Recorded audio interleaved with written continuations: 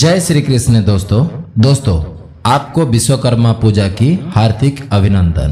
दोस्तों, हिंदू धर्म में मानव के विकास को धार्मिक व्यवस्था के रूप में अपने जीवन से जोड़ने के लिए विभिन्न अवतारों का विधान मिलता है।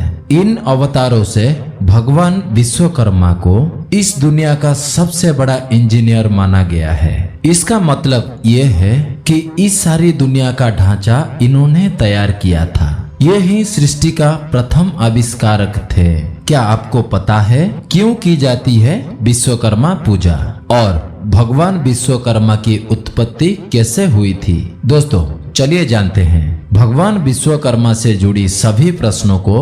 और हाँ, अगर ये हमारी प्रस्तुति आपको अच्छी लगे तो यह YouTube चैनल ओम भू को सब्सक्राइब करें। पौराणिक कथा के अनुसार यह सृष्टि को संभालने की जिम्मेदारी ब्रह्मा जी ने भगवान विश्वकर्मा को सौंपी थी। ब्रह्मा जी की अपनी वंशज और विश्वकर्मा की कला पर पूर्ण विश्वास था। जब भी ब्रह्मा जी ने सृष्टि का निर्माण किया तभी वो एक विशालकाय अंडे की तरह था और उसी अंडे से ही उत्पत्ति हुई।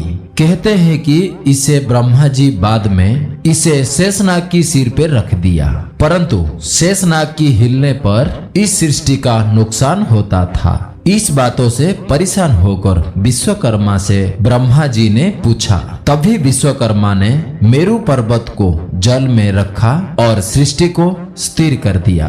भगवान विश्वकर्मा की निर्माण की क्षमता और शिल्प कार्य से ब्रह्मा जी ने बहुत प्रभावित हुआ। तभी से भगवान विश्वकर्मा को दुनिया का सबसे पहला इंजीनियर और वास्तुकार माना जाता है। इसलिए भगवान विश्वकर्मा की पूजा छोटी से छोटी दुकान से भी की जाती है।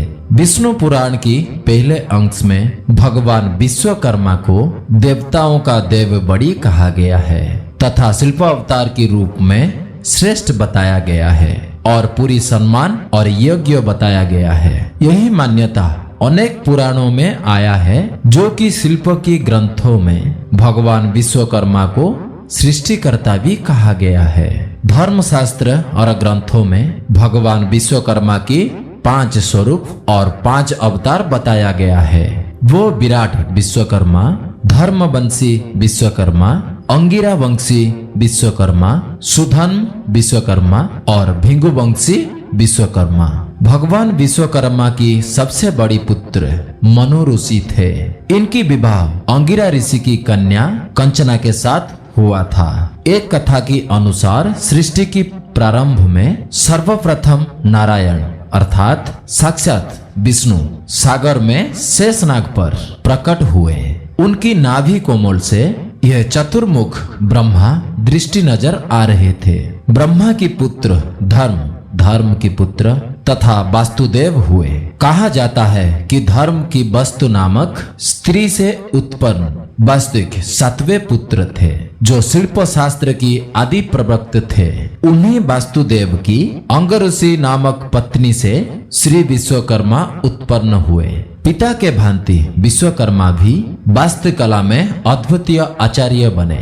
भगवान विश्वकर्मा की अनेक रूप बताया गया है, जो 2 बाहु वाले, 4 बाहु वाले एवं 10 बाहु वाले तथा 1 मुख, 4 मुख एवं 5 मुख वाले कहा जाते हैं। विभिन्न युग में उनके कुछ वास्तुशिल्प निर्माण चमत्कार है। शनि युग में स्वर्ग, त्रेता युग में सोने की लंका, द्वापर युग में द्वारिका शहर, कलि युग में हस्तिनापुर और इंद्रप्रस्थ। भगवान विश्वकर्मा का स्वरूप चित्र में इस प्रकार वर्णित है कि भगवान विश्वकर्मा अपने सिंहासन पर 4 भुजाओं सहित बैठे हुए हैं। उनकी एक हाथ में विश्वकर्मा पुराण और एक हाथ में पुस्तक है।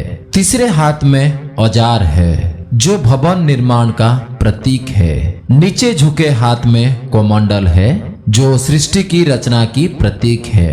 पीले वस्त्र धारण किए आभूषण पहने विश्वकर्मा सृजनकर्ता के रूप में चित्रित किए जाते हैं।